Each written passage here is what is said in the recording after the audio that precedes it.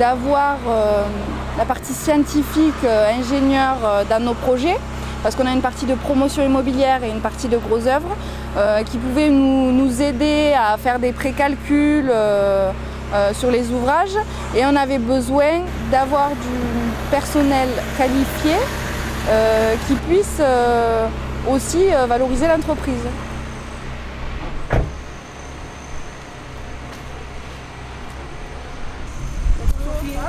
Ça va avec vous?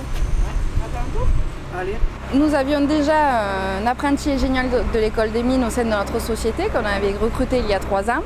Et vu qu'on a été très contente de ce premier apprenti, on a décidé de recruter Chris. Son rôle depuis le début, donc depuis 2 ans maintenant, a été de passer premièrement sur les chantiers, donc de voir ce qu'il en était, de travailler avec les équipes, avec le chef de chantier. Donc il a été assistant chef de chantier. Et maintenant, cette année, il est assistant conducteur de travaux.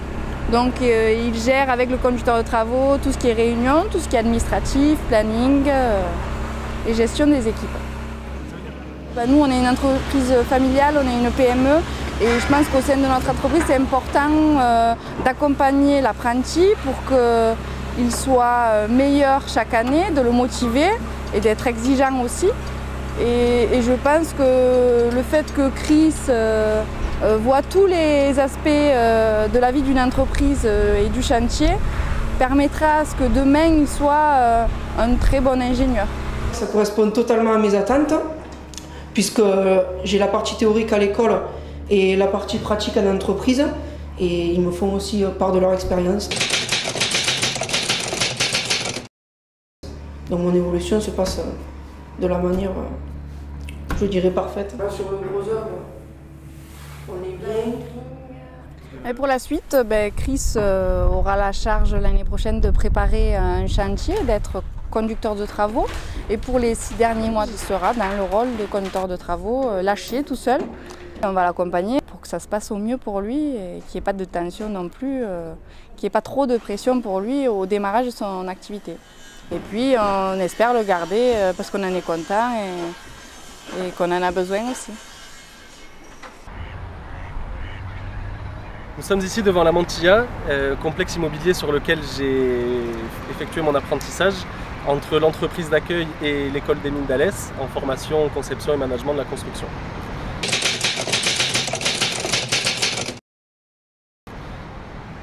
C'est une chance énorme que j'ai eue de pouvoir travailler sur un projet de cette envergure pendant ma période d'apprentissage.